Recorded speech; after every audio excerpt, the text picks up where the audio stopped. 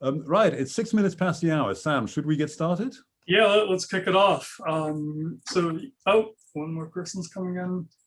Patrick, so yeah, it's a huge pleasure to have you. So for those who don't know, Patrick is the Senior Science Policy Advisor for the Center for International Forestry Research and World Agroforestry.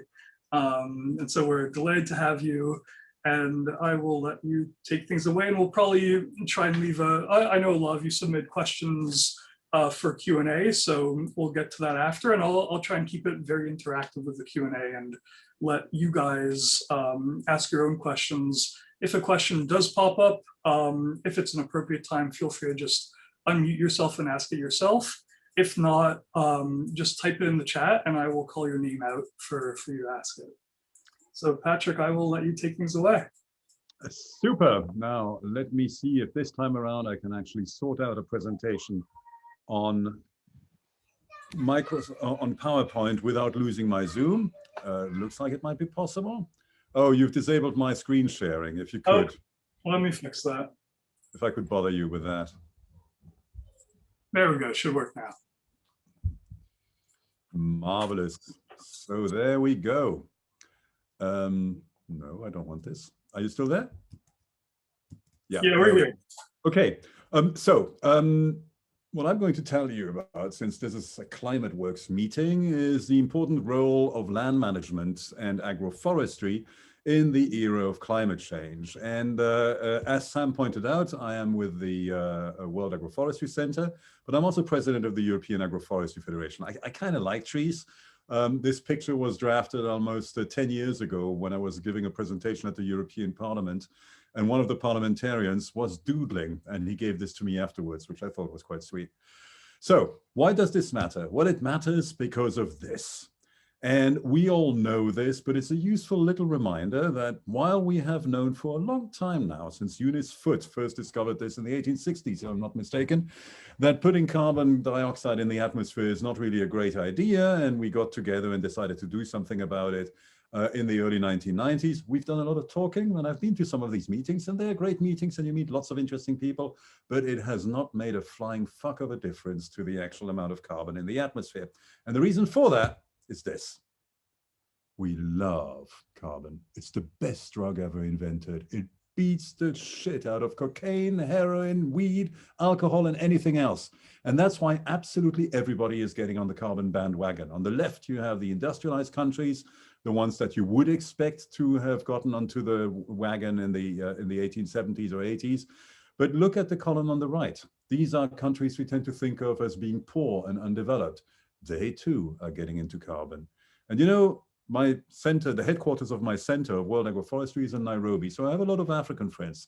And if you go on Facebook and I look at the profile pictures of my African friends, many of them are proudly posing in front of their car because it's the first car that they have and the first car in their family, in much the way that our own grandparents were proudly posing in front of the family automobile when they took a picture. Everybody is getting onto that.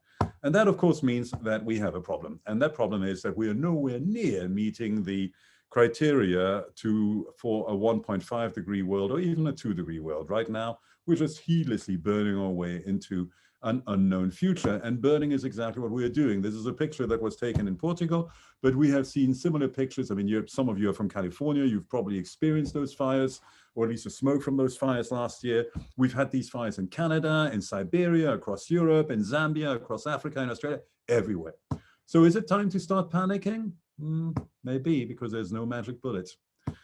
However, there are some grounds for hope. And here's the first ground for hope.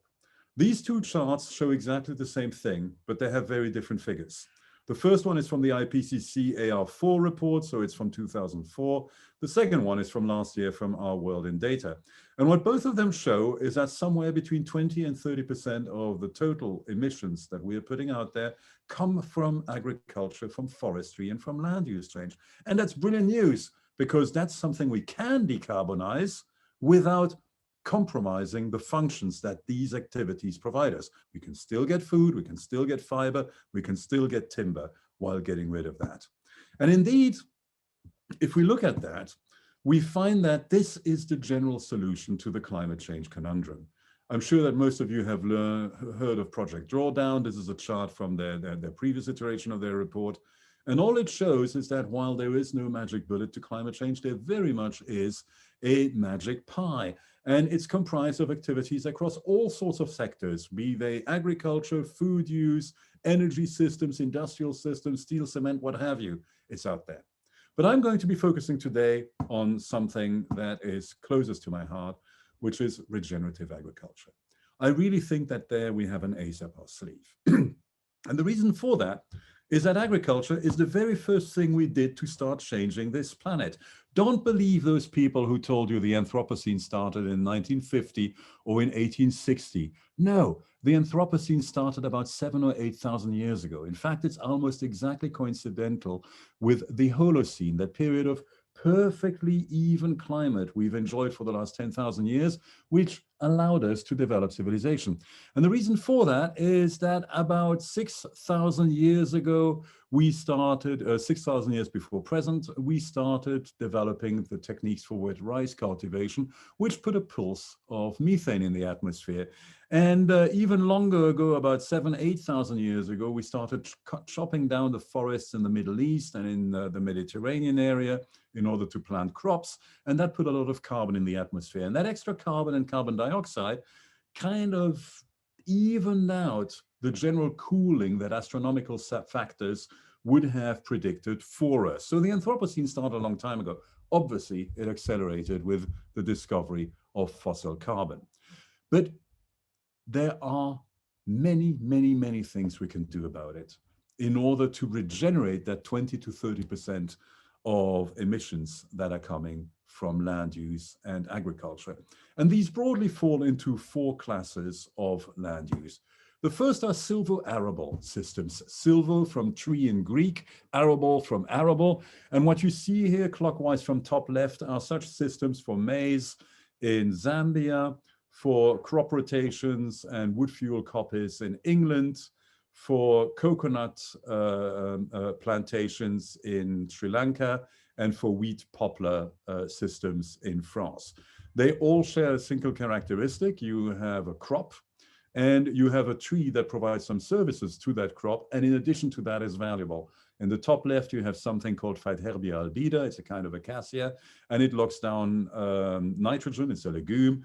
And this nitrogen falls to fertilize the soil in the tiny little leaves that this particular acacia, like all acacia tree, has.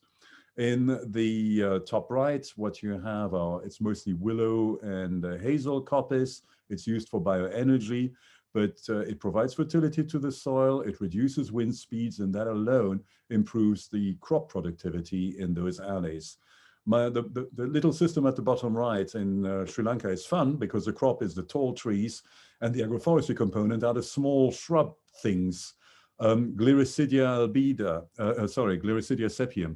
And Glycidia is also a legume. It fixes nitrogen and it has these lovely straight shoots. So all you have to do is copy these shoots, strip the leaves off, leave them on the ground for your coconuts, bundle the long straight branches, and ship them to your nearby biomass to energy plant. And there's dozens of these bioenergy to biomass plants in Sri Lanka. So that's the first of these 4 classes. The second one is one that you may be more familiar of. These are the silvopastoral systems, the systems where you're managing animals browsing and grazing under trees. And here from the top, again, clockwise from top left, you have Poland, you have Sweden, you have Burkina Faso in West Africa, and you have Portugal. They're all the same systems.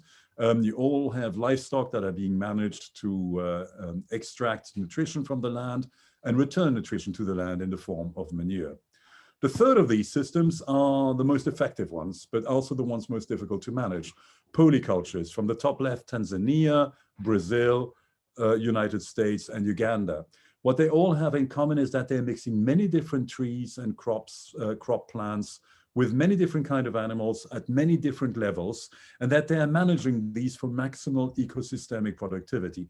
Typically, these systems generate 5 to 10 times as much biomass as a simple field of corn or wheat, but they, of course, demand a lot more labor and a lot more knowledge. And then there are the grassland systems. These are the ones that North Americans may be most familiar of. because they're often referred to as regenerative agriculture in North America. It's simply a better way of managing your damn cows. And the examples here from top left again are from South Africa. That picture is from Aberdeenshire, the Karoo. And what you have is a guy who's doing holistic management on the left and a guy who's doing normal management on the right. You can immediately see the difference. On the top right, you have a chart that just shows you how widespread these grasslands are around the world. On the bottom right, you have an example from the Maasai lands of Kenya. And on the bottom left, you have a holistically managed ranch in Zimbabwe. Now, it's obvious that these more complex systems will capture more carbon, and some of that carbon you can use in the form of food or timber, but a lot will be left in the soil. What is a lot less obvious is exactly how much carbon you are left in the soil. Here, for example, are some, and we've got some of the best models for soil carbon in the world. Here are some models that are looking at the soil organic carbon and fractional vegetation cover on the left, and soil organic carbon and erosion on the right. And as you can see, there are definitely trends, but the scatter graph is quite broad. It's not nearly precise enough to allow you to write a decent contract on. And that shouldn't be surprising. In agroforestry systems, as this one on the right, the interesting stuff is happening way down in the soil. What these two charts show is the number of rootlets from a walnut tree in a forestry system on the left and an agroforestry system on the right. And as you can see in the agroforestry system, the tree roots are much, much lower down. And this is because the soil horizons closer to the surface are occupied by crops. Now, that has some advantages for the tree. For example, if there's a slight drought, the tree on the right will carry on growing because most of its rootlets are too far down to be affected by the roots. The tree on the left will not carry on growing. But it also means that it's very difficult to understand what's happening to soil carbon, because the vast majority, and by vast majority, I mean more than 99% of soil carbon measurements in the world are looking at what's happening in the top foot of soil, the top 20 to 30 centimeters of soil. It's not measuring what's happening further down. And if you think that's only a problem with agroforestry, it's also a problem with grasslands. What you see here are typical root lengths of the kind of herbs, sedges and forbs that were growing in the American prairie before it was plowed up. And what you see on the extreme left are the kind of ryegrasses that people sow in so-called improved pastures.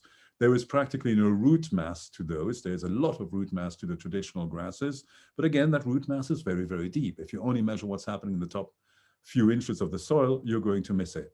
And understanding exactly what is going on is expensive. It's this kind of expensive. That figure I showed you that was looking at the number of rootlets per depth for trees, this is how that figure was arrived at. It consisted of digging out, like an archaeologist, the rooting system of a tree and counting. You can imagine how difficult that is. Which is why when you see figures like these ones, which come from a farm in New York, what you see, which is holistically managed, what you see is an improvement in organic matter in the soil. And we're sure there is an improvement in organic matter in the soil, but exactly how much that is, we don't know. And the fact that these figures here are given down to 0.1%, so to one figure in 1,000, is pure fantasy. We have no idea if, to say, take the example at the far right, if the improvement was from 5.3 to 6.1%, or if it was from 3% to 7%, or from 6% to 6.5%. We just don't know, because the measurement has not been done deeply enough in this particular plot to understand what is going on. Nevertheless, we know it works, and we know it's extremely promising. And that's not just us saying so, it's the IPCC. If you look at, they pushed a land report out a couple of years ago, and if you look at all the things that we can do for mitigation, adaptation, desertification, land degradation, and food security at a low cost, it's agroforestry and improved grazing land management, no question. And that confirms what you already know. Sam, I know you know this from the drawdown reports. All of their land management solutions are far more common than their energy solutions, and all of them together, if they were applied properly and if the figures are correct and they have large error bars, would get about 50 parts per million of carbon right out of the atmosphere and back into the soil.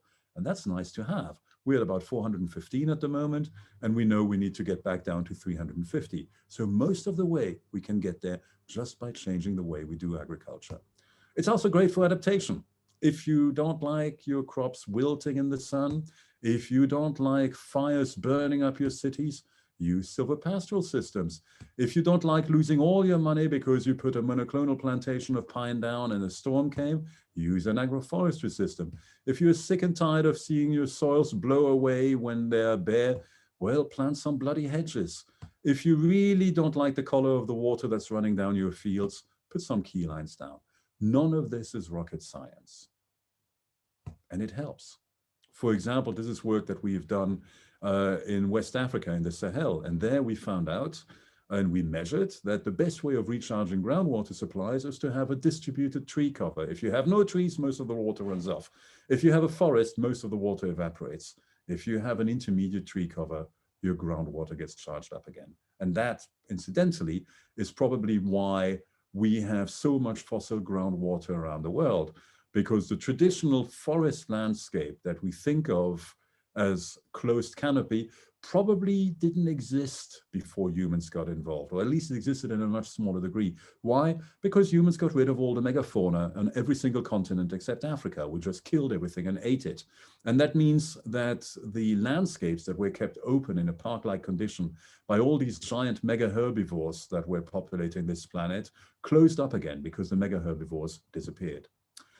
So that leads me to the question that's going to be of most interest, I imagine, to this group. If these systems are the future, why does the world look like this? Reason one, labor is expensive, capital is cheap. Right now, you can borrow money at negative interest rates. But if you hire a worker, you got to pay Social Security and you got to pay income taxes and. So there is a very strong bias in modern economies in favor of capital and against labor. That's a problem because a lot of these systems demand more labor than machinery. Second, we've all been taken for a ride by the agrochemical industry. The feed the world narrative. Oh my God, there's 8 billion people already. There's going to be 10 billion in 30 years' time. We have to grow more food. We need more calories. And because we need more calories, we need to invest in better crops that are genetically engineered and better use water and better use chemicals, the kind of investments that only very large companies can make. And so we put a lot of private R&D in to develop these input responsive crops and these specialized livestock breeds. And we add some public R&D money and we subsidize big farmers so that they can buy this stuff and they can supply big processors and retailers that can fill our supermarkets with more calories. Meanwhile, metabolic diseases keep on increasing and the small farmers, we tell them to get out of there. They don't. Yet all the evidence we have is that small farms are way more productive than big farms. There was a meta-analysis that came out in Nature a couple of weeks ago. I should share it here. That just showed over 180 studies, if memory serves. Small farms are more productive by on average 50% than big farms, and they have a lot more biodiversity, and they lock up more carbon. So why do we fall for this? Because we believe in progress. Oh my God, progress is so great. Our fathers or grandfathers were so bloody primitive. They don't even have a Snapchat account. This is what Birmingham looked like in the 1930s. A lot of Victorian buildings that contained housing, factories, retail, entertainment. Look at the streets. They're filled with cars and buses and people. This is what the exact same neighborhood looked like 20 years later. Whoa. Modernism. We put the factories here and the office blocks here and the educational facilities here and the farms over there. And we have lots of motorways to link it all up together because everybody can afford a car. These are dead cities. They consume a lot more energy to achieve exactly the same results. And they lead to the kind of social enemy that we are all suffering from. Unless you believe that's a problem with capitalism, no, it's a problem with modernity. I did a lot of my initial environmental work in the former Soviet Union, and I like connecting the posters I found there. And this is a poster that was celebrating the prowess of Soviet agriculture on top of capitalist agriculture. What do you see? Not a blade of grass, no green. What you see is a fertilizer factory in the background and a proud line of 1 million red tractors marching into a glorious future in the front.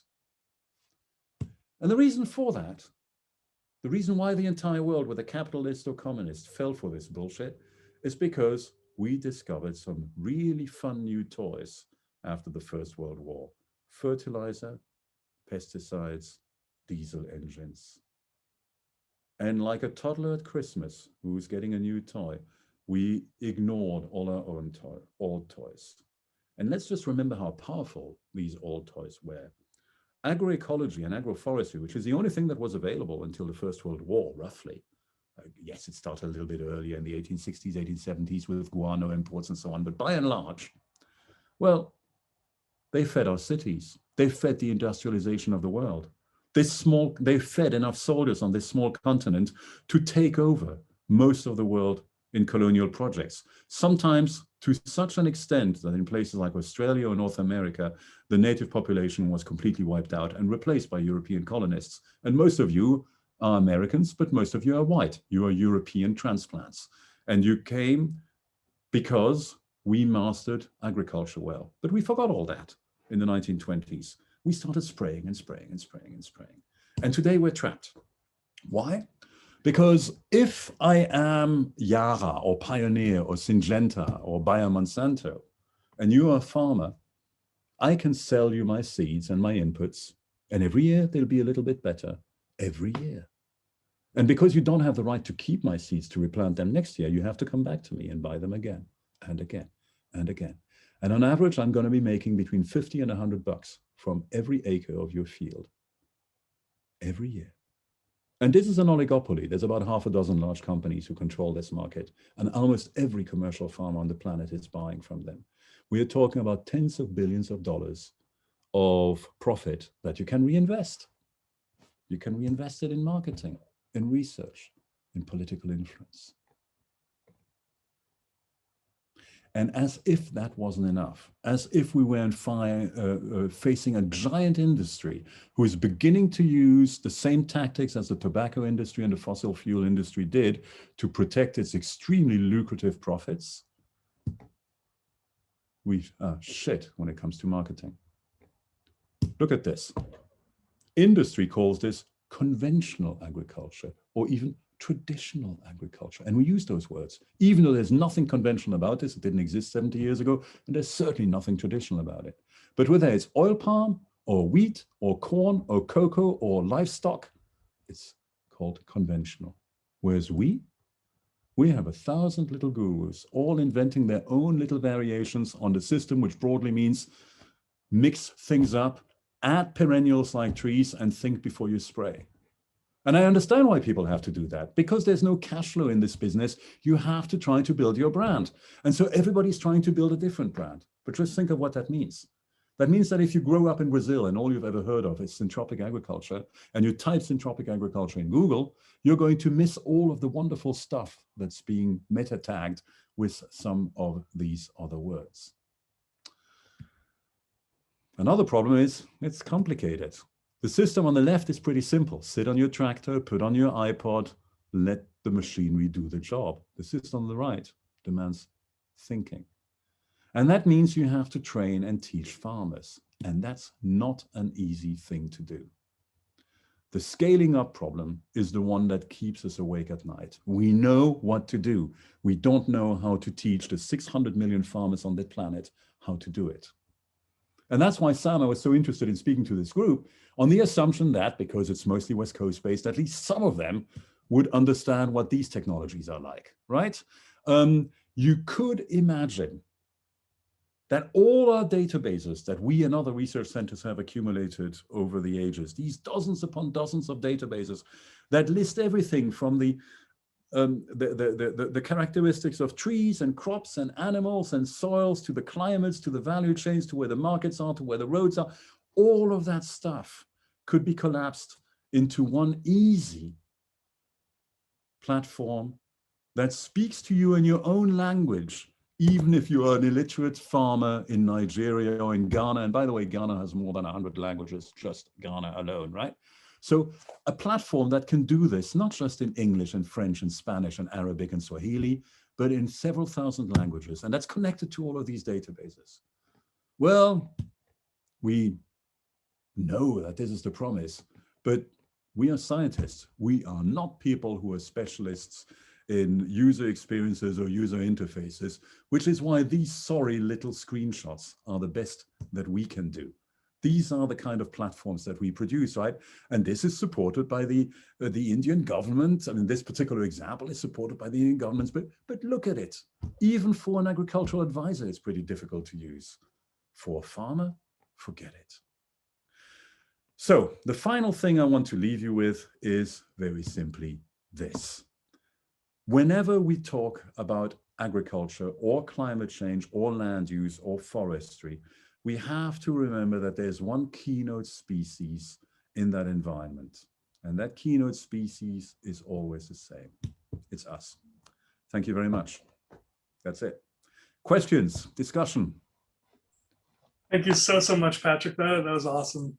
I will begin with some of the questions that were asked in advance. I know Magali had a question, or she had a few questions if she's here. So Magali, if you want, you can unmute yourself, or I can ask a question for you, but I'll ask you to keep it to one question for now, and then we'll come back around to you.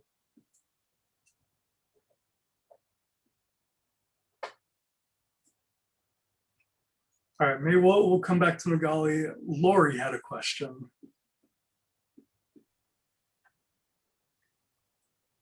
Sam, I totally forgot what my question was. I wrote it down yesterday, and so you can ask it for me. Thank you so much, Patrick. That was great. It was a great question. The question was, what are the most difficult problems, in your opinion, with verification in agroforestry and agricultural carbon offsets? Well, I mentioned that in my presentation. The great difficulty is that the world is a complex place, and we're trying to summarize it in a single number on the back of which we can write a contract and make payments. It's not impossible, but it's bloody complicated and it's expensive. And if you meet, there's a lot of companies out there that claim to be able to do it and that will do it for you. And they are not dishonest, but they are kind of quickly skating over the fact that it's difficult and pretending that the measurements they can make on the first a few inches of the soil, extrapolating that through remote sensing imagery will give them good data. Paradoxically enough, the only continent where you can do this with a reasonable chance of success is Africa. And the reason for that is that we've been collecting soil samples from 60 sentinel landscapes across the African continent for the last 40 years. We have over 400,000 soil samples in our library now, and we've kept the samples. We haven't just analyzed them and then destroyed them, which means that as spectroscopic techniques become better and more accurate, we can simply run the baselines again, and we do. And that means we have absolutely fantastic data with which to feed our machine learning systems, which means that our way of interpreting remote sensing imagery probably beats that of absolutely everybody else. Little bit of kudos, even though it was developed in Africa by Africans. Our methodology and technology was picked up by the Europeans in the Joint Research Center in order to inform the way that Europe does it. Because Europe, as you know, is a union, but it's also a collection of independent states, and they have very different methodologies from one state to another to figure out what's happening to their soil carbon. So not impossible, Laurie, but it's difficult. And so what we would recommend is that you, instead of paying people for carbon, is that you take a more holistic approach and that you pay people for net biomass productivity. On the assumption that if you have a lot of stuff happening in that landscape, a lot of different trees and animals and crops, then you are likely to also be doing something good for carbon, but you are certainly going to do something good for biodiversity, which we also need, because lest you've forgotten, the world is meeting in Kunming next month to discuss the biodiversity convention. The last time it did that was in Aichi, Japan 12 years ago. It set itself a whole bunch of indicators to meet to protect biodiversity. It has failed to meet any of them, none, right? It's not just carbon and climate that we are doing to mess up the planet. It's also the destruction of the natural world that's continuing completely unabated. And unlike carbon, which is difficult to get rid of, destruction of the natural world is not something that's difficult to get rid of. All we have to do is learn how to farm better. I mean, I have examples from the oil palm system we're trialing in Brazil. It generates almost twice as much oil as an oil palm monocrop system. On top of that, you've got crops, you've got banana, you've got achai, you've got honey, you've got coffee, you've got timber. And you know what? There are tapirs in there. There are cougars in there. There are, I mean, you don't have any of these massive mega herbivores coming back because they've all been exterminated. But the biggest things that are left are coming back in those agricultural landscapes. And despite their presence, those landscapes produce more oil than a monocrop oil palm system. Now, you can also need to invest more in the science, because we know that for oil palm, we've done it. But there are hundreds of crops around the world, and there are thousands of biomes. And we are a long way from knowing how to do this for every single crop in every single biome. So we need to do a lot more work in researching these things, because let's always remember, farming is a difficult business. Farming is a risky business. Every single farmer is going to do whatever they can to minimize their risk as much as possible, because for them, it can mean a breakdown in livelihood. And a breakdown in livelihood, if you're a poor farmer, means seeing your kids starve. If you're a rich farmer, it means the bank takes your land away. None of us who are not farmers are facing that kind of risk in our everyday professional lives. So please, let's make it as easy as possible for the farmers to adopt these more complex management systems that we all need and that we all benefit from. Sorry, Laurie, that was an extremely long answer. I hope it was useful anyway.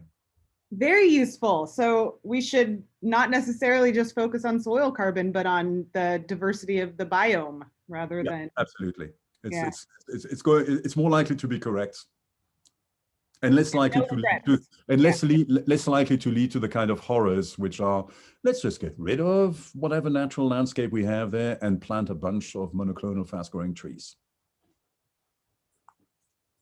Awesome. I love that answer. Thank you. Thanks, Patrick. Magali, I noticed you came back to us. I am back. Thanks for the patience here. I had some problems with audio. Patrick, thank you for this talk. This is excellent. So I have many questions, as was noted, but I think one that's particularly relevant would be if you had any advice for a young professional starting out or trying to move towards the field of environmental science and specifically forest preservation. What would be your advice or your thoughts? What would you encourage that young professional to do? Go woofing. You know what? Go woofing. Yes. I have. Find the most interesting farms and forest exploitations you can and go woofing for a year or two. Mm-hmm. And that will give you a much better appreciation for the opportunities, the challenges of actually managing real landscapes. And after that, you can decide whether what's going to be most useful is to study environmental science or agronomy or whatever. Mm-hmm. Mm-hmm. Makes sense. I'll follow up. Wonderful. So Ed, I'm curious. Ed, you live on a boat? I live on a boat. No, Ed, I'm seeing boat. I'm seeing Ed there, and Ed looks like he's living on a boat. Yeah, I do. I do. Where? In Marina del Rey, Los Angeles. Am I allowed to be jealous? Sure. I am so coming to visit you when the pandemic is over. All right. You're more than welcome. So any other questions? I used to live right by Marina del Rey, and yeah, I had a friend doing the exact same thing. Shell, you had a question. Yeah, hi. First, Patrick, thank you so much for the speech. I was overblown by your passion and knowledge in this subject. So I have 3 questions, actually. The first one is, what kind of resources would you recommend for a young professional to continue learning about agroforestry? I mean, you mentioned woofing, but are there educational resources or organizations that we can follow? Sure. I mean, a good place to start is our website, worldagroforestry.org. It's not the most user-friendly website in the known universe, but it does contain 40 years worth of research, thousands of papers, hundreds of databases. I mean, there's a lot of stuff there. And you can search it by country, you can search it by crop, you can search it by tree, you can search it by system. There's a huge amount to explore there. Yeah, that's probably where we could start. I mean, there's a lot of good books, but the books tend to be either more specific. So there's one here on well, yeah. So if you're more of an academic bent, this one is great. But it's an academic book. I have no idea how much these thieves charge for it, but it's probably not going to be cheap.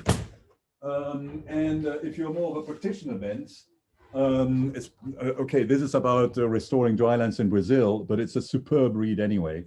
In particular because it's going very, very practically about the different kinds of agroforestry systems you can put in place in order to achieve whatever your objective might be. One of the best books is actually in French. It's been translated into English, but not yet published. And if you read French, this one is great.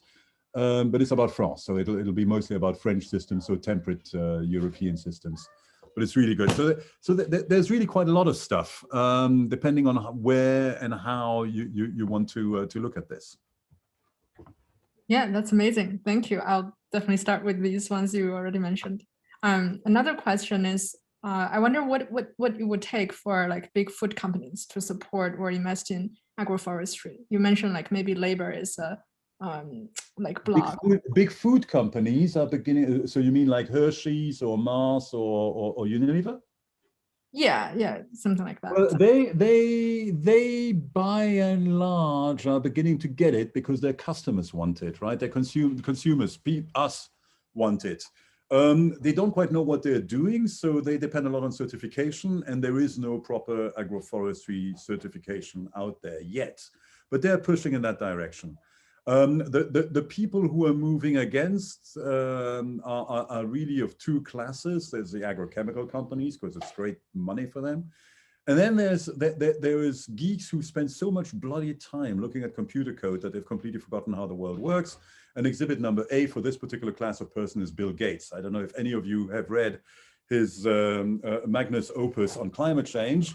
But while the first section on abiotic systems, electrification industry, and so on was absolutely brilliant, the one on farming was absolutely horrible. It looks like the guy has no fucking clue that life is actually different from technology.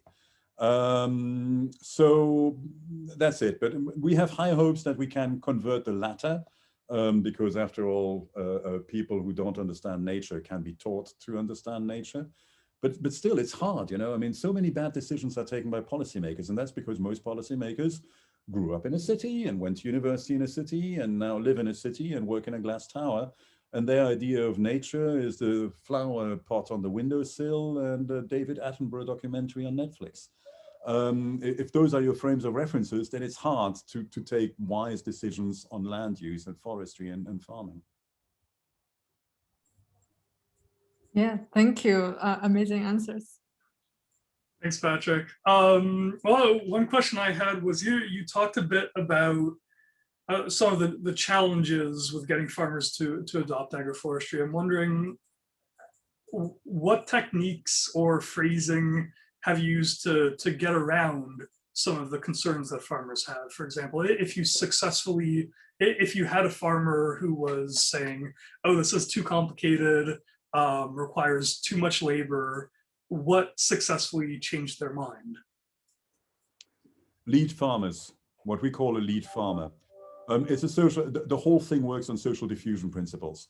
When people, if you're a farmer and in your landscape, some people are using agroforestry, you'll rapidly see the pluses and the minuses and you'll adopt it. That's why you have in the poorest country on earth, in Niger, you have about 10 million hectares of these Phytoherbia albida agroforestry systems for millet that have spread in the landscape. And when you look at the hunger maps that are produced on an ongoing basis for West Africa, because it's a place with a lot of hunger, you'll notice that the places where those trees are regenerated are always the ones that experience hunger the last, right? But if you are, but the challenge we face is that on the richest soils of this planet, the soils of Kansas, the soils of the Ukraine, the soils of Picardy or Artois in France, The soils are so deep and so rich and so filled with organic matter and so fertile that it makes absolute sense to get rid of absolutely every last shrub. And you have these vast empty landscapes of giant monocrop fields. And the farmers there, even if they begin to see after decades of this kind of treatment, that their fertility is going down, that erosion is going up, that everything is polluted, that they're getting cancer, and they're still not going to do agroforestry because they don't see any trees around them. And if you tell them that you should do agroforestry, you may find people reacting quite strongly against it. I have a friend here in the Belgian Ardennes who started 10 years ago with $6,000 in his pocket to do regenerative beef. And he had a very simple model. He wasn't doing these highly bred beasts that give you almost 2,000 pounds of meat per carcass. He was using a robust breed called Highland cattle from Scotland, small, shaggy animals with huge horns.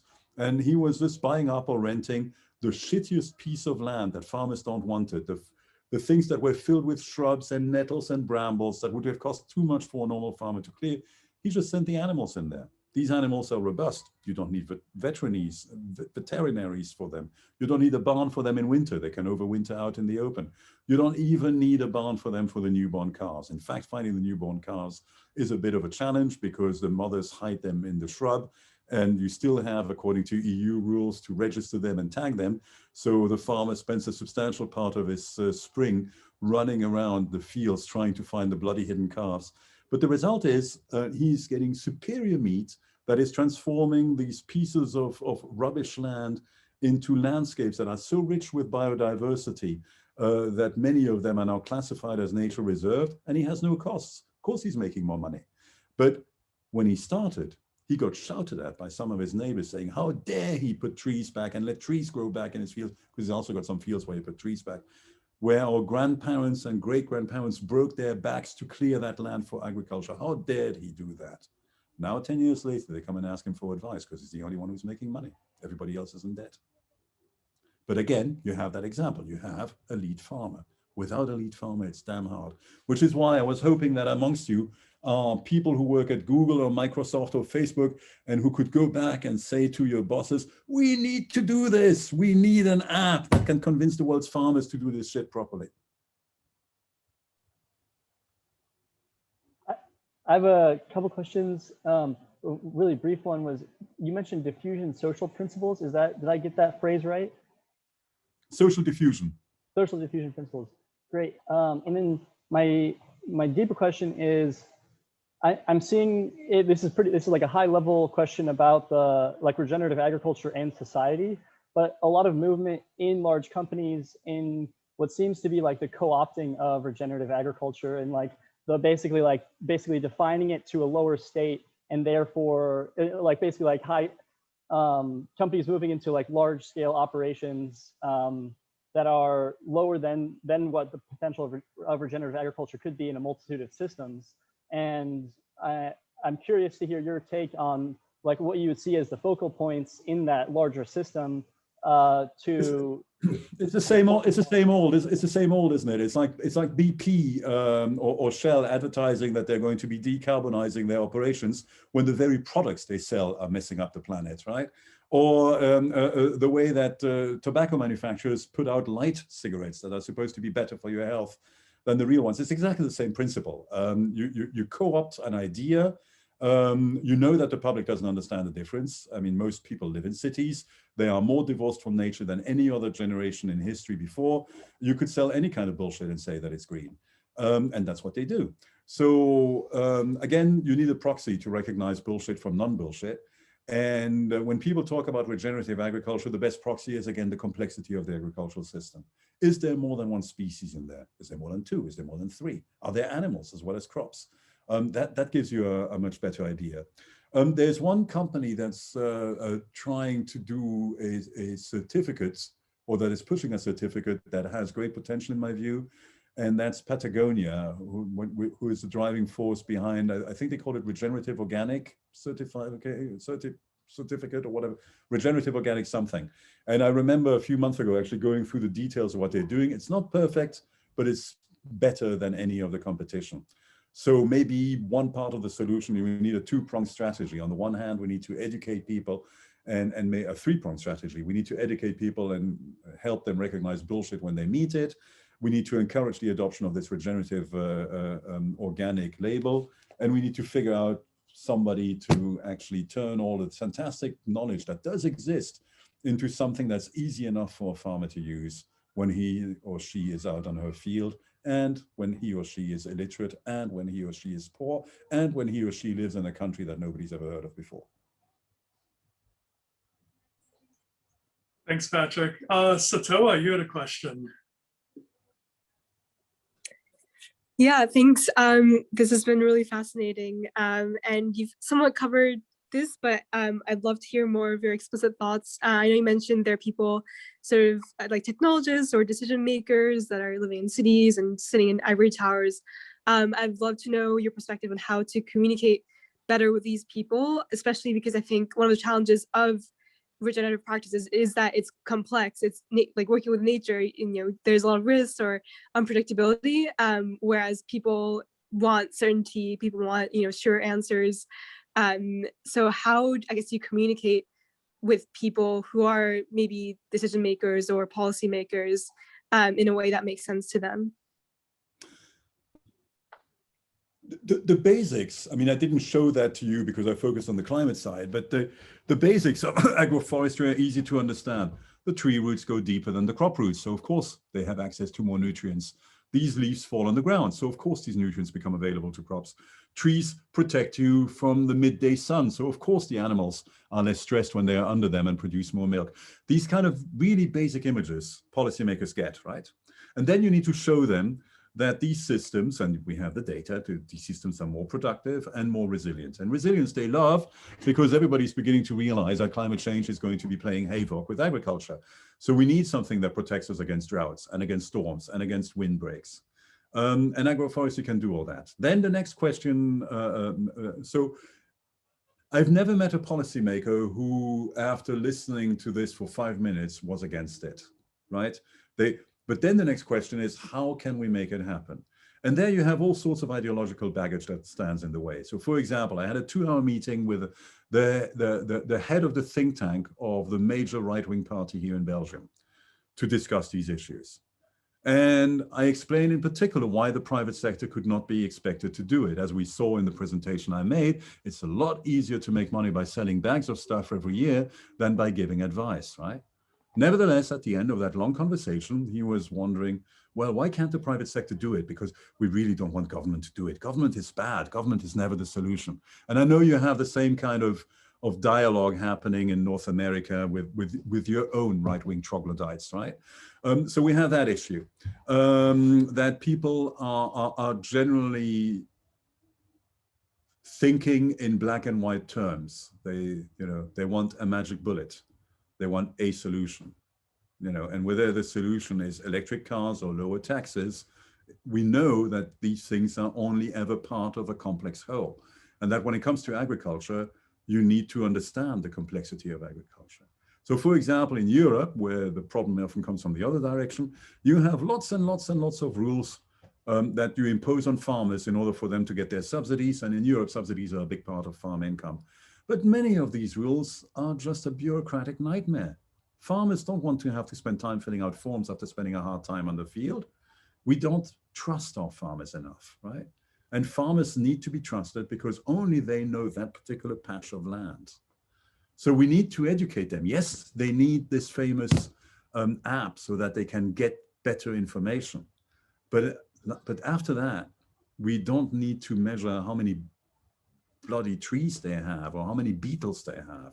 We just need to measure the aggregate biomass productivity and the amount of inputs they use to achieve that average biomass productivity. And these two factors alone tell you whether it's a good farmer or a bad farmer. And if it's a bad farmer, don't cut their subsidies, give them extra advice. In the same way that you don't kick bad kids or slow learners out of school, but instead you invest in them so that they can fulfill their full potential. It's no different.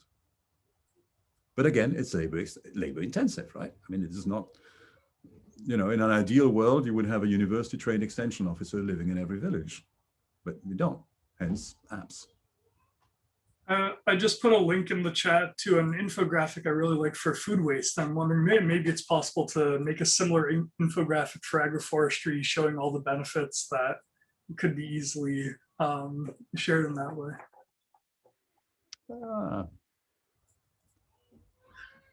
I'll let you guys take a look at that after though. Yeah, I see it now. A nice one. Yeah. Yeah. Like what you're saying kind of paints this great picture, and I'm just imagining that picture in infographic form. Magali, would you like to ask one more of your questions? Sure, I'm happy to. Let me check my list that I had up. 1 second.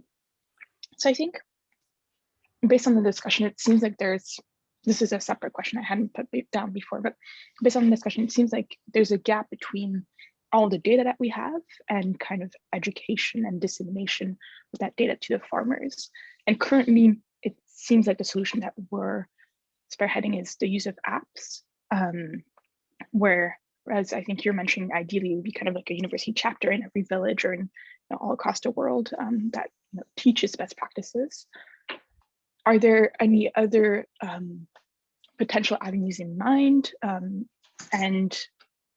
or is it still very much an open question, something to be found out? What kind of the ideal avenues of solutions are? You mean the ideal ways of getting these solutions out into the landscape? Right, because it seems like we have the data and the knowledge, and the gap here is kind of how do we go about implementing that data and that knowledge? Yeah, well, we know that great extension works, right? That's how Taiwan became rich. Taiwan was poorer than Ghana in the 1950s. It's obviously now as rich as, or even richer than most Western countries. And the way Taiwan started down this road is very simple. Land reform, so breaking up big land holdings. So every farmer had a farm of 3, 4, 5 hectares. And then educating those farmers, not giving them subsidies for fertilizer or anything like that, but educating them. So Taiwan in 1960 spent 10% of its GDP. Okay, it was a small GDP, but still 10% of its GDP on agricultural extension services. So for example, you could go to university for free in Taiwan, but you had to study agronomy, and you then had to commit to spend a certain number of years living in a village. And if you wanted to study something else, or you didn't want to spend in a village, then you had to pay for your education, right? The first export successes that Taiwan had before industry or cars or anything like that was asparagus and mushrooms. And that money came in to the pocket of those farmers. It put in place a good rural credit system, not so much to extend credit to the farmers, because after all, the farmers were using agroecological principles. So it demands a lot of labor, but it didn't demand a lot of inputs or a lot of machinery. So they didn't have a lot of costs, but to capture the profits of those farmers and reinvest them in the industrialization of the country. And so lots of nifty little tricks like that. One thing that Taiwan did was you could get low interest rates loan, but only if you prove that you exported. Now, to prove that you export, what the country would normally do is ask you to show a document from your own customs authorities proving that you had exported something. But that, of course, is something that's easy to gain. Corrupt the export, the customs guy, and then you can get the paper you need. So what Taiwan did, it didn't want you to prove that you exported by showing a Taiwanese paper. It wanted you to prove that you exported by showing an import paper from the customs agency of the country to which you were exporting. So in the case of these first exports, which were asparagus and mushrooms, they mostly went to the States. So Taiwanese exporters had to show US documents in order to get cheap Taiwanese loans, et cetera, et cetera, et cetera. So at every stage, what you had was not rules that forbade you from doing something and that forced you to do something else, but nudges. Before the word became popular, 50 years before the word became popular, nudges, nudges, nudges, to nudge the entire population in the right direction. And it worked brilliantly. I mean, I don't think any other country on earth, apart from after that, China, went so rapidly from poor basket case to rich first world country. So we know that that works. But in a poor place like Africa, it's not going to work. There you need other ways of doing it. For simple agroforestry systems, these kind of social diffusion things work. If you see your neighbor doing it and your neighbor is getting richer, you're going to copy your neighbor. For more complex systems and in the rich world, you do need to figure out a way of using ICT solutions, so apps of one kind or another, at least to get started in landscapes in which you have no farmers at all practicing it. And once these first farmers will start, then other farmers will join in. These kind of ICT solutions also allow farmers that are interested in starting, but don't necessarily know each other to find each other in the same way that any other interest group can find each other using social media. So I am a strong believer in the potential of these technologies. I just know that we alone, we can feed you all the content we have, but we are really bad at designing, at marketing, and at supporting these kinds of technologies. So, and what we find difficult at the moment is to encourage the big boys of the IT world to take this as seriously as we know it needs to be taken. Thanks, Patrick. I see Brendan has a question, but I also want to be respectful to your time and everyone's time. Patrick, up to you, dude. Do you want to take this last question, or we can take it on Slack or another medium after? I really hate Slack, I'm sorry to say. So better ask the question now. Let's do it. Unfortunately, it's my own time that's getting a little stuck, but thank you so much for your time today, Patrick. This was wonderful. I have a quick question. You mentioned that you have a lot of data about the sequestration of carbon in the organics. One of the things that keeps coming up here over and over is how do we measure, doing the measurement and verification side of carbon capture, carbon sequestration, and especially if there's a unit economic advantage, which I think we all are hoping there will be in coming from the government in the next few years. I'd love to hear more about your thoughts, because that is another way potentially of monetizing some of the things that can happen on farms, particularly around how would we measure that? Like, is there something we could read to get smarter and how that's being measured and how we could do a better job with that? Thanks, Brendan. Did you join late? Because we discussed that quite extensively already. I did join a little bit late, so if this is an overlapping question, I oh, okay, no worries, but let me repeat it. So briefly, the problem with carbon measurement is that most measurement systems are predicated on on measuring what's happening in the top foot of the soil, in the top 30 centimeters of the soil. That's how the remote sensing imagery is calibrated. That's how the baselines are typically gotten. That is a problem because most of the interesting things happen, most soils are more than a foot deep, and carbon fluxes happen throughout the soil depth. If you think of an agroforestry system, tree roots are much, much deeper, especially in dry lands. I mean, this tree I showed earlier, Phytherbia albida, the longest root that's been measured is 68 meters long. And the only reason we know that is because a road cutting crew was going through a hill and one of the workers had the presence of mind to realize, hang on, where did that root come from? And call somebody, right? So we have an enormous amount of stuff that's happening to carbon at very low soil levels, and it's barely measured. The best measurements we have are in Africa because we've been keeping soil samples in sentinel landscapes for the last 40 years. But even then, I showed a scattergram early on in my presentation showing how wide the data points scatter around the trend line. So it's really hard to actually get the kind of detailed certainty on carbon that contracts, at least the contracts that I've seen, require. So instead, what we encourage is to look at proxies for ecosystemic function and not just for carbon. So for example, if you measure the sheer biomass productivity of a piece of land and the number of different species on that piece of land, and both of those you can get a decent proxy from remote sensing imagery, that may not tell you much about what's happening to soil carbon, but it will tell you that that system is almost certainly going to be locking up more soil carbon than the monocrop it replaced, and is certainly going to have higher biomass productivity and higher ecosystemic diversity than the monocrop it replaced. Since those two things, biomass productivity and ecosystemic diversity, are must-haves anyway for a healthy planet, irrespective of what happens to the carbon, and since they're easier to measure, they should give you the answer that you need. So beware of people who claim they can sell you a carbon contract. Beware of people who say they can measure differences in trends on carbon over a year or 2 years. It's not impossible to do, but it's bloody hard to do, and it depends on the kind of baseline that doesn't exist for most of the world. So most people are just extrapolating, and they're extrapolating from data points that are too shallow, and they're using it to train algorithms that are going to be displaying exactly the biases of the baselines that they've been fed with. Thank you, Patrick. Appreciate it. You're welcome, Brendan. Thanks, Patrick. Thanks for this amazing talk. Dude, do you have any last words for us?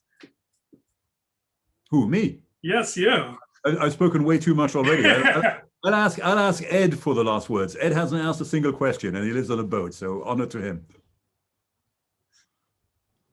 Sorry, I also joined late. I got a lot of random questions, but yeah, monocrop converting to multi-crop is something that's really interesting to me. I'm a mechanical engineer and product guy, so I don't know if you have any thoughts on the way that modern farming works, even in less developed countries, and how you might integrate kind of food crop diversity in a way that you can harvest it without destroying, say you put 3 crops on one plot. Harvesting one without destroying the other 2 is very difficult, especially if you look at some place like America where we just drive factories around, No, it's just just plant the right things together. So, for example, apples and wheat work well.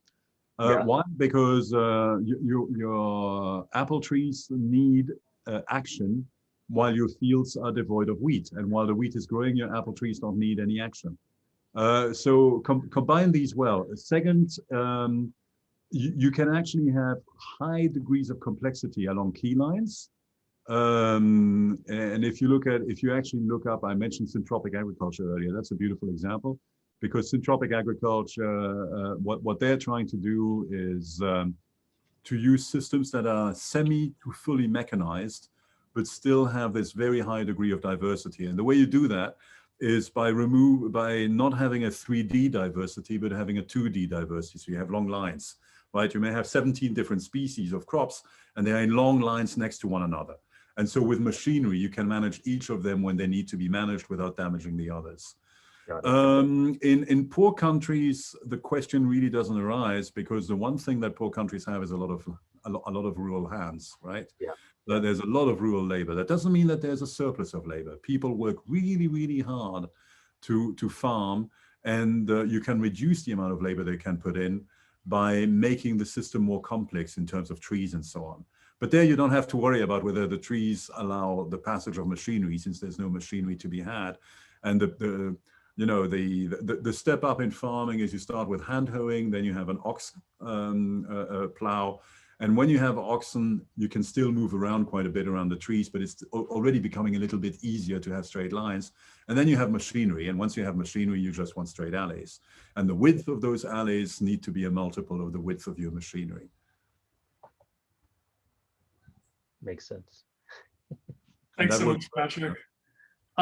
So I need to hop to another meeting myself, so I think we'll probably end here. I'm going to make a thread on Slack, just say if anyone wants to share something they learned from the conversation that we can share with the rest of the community. Patrick, go right ahead, and I promise to check in occasionally. Amazing. We can definitely put a call out for people interested in working on an app or anything along those lines as well. I think we can. Yeah, that would be great. That's really what we are missing. We have good geeks, but they are not UX and UI geeks. All right, and they work with a small team in Kenya or India, not with giant teams in California. So. Sounds great. Patrick, thank you again so much. This has been absolutely amazing. You're welcome. Enjoy your day. And just to reassure you, there's a wonderful smell of cooking wafting from the kitchen. I was supposed to do the cooking tonight, but I forgot I had this. So I sent the recipe to my wife, and judging by the smell, she has succeeded. So I'll go and have dinner now. Enjoy. Thanks for joining, everyone. Bye-bye. Bye-bye. Thank you, Patrick.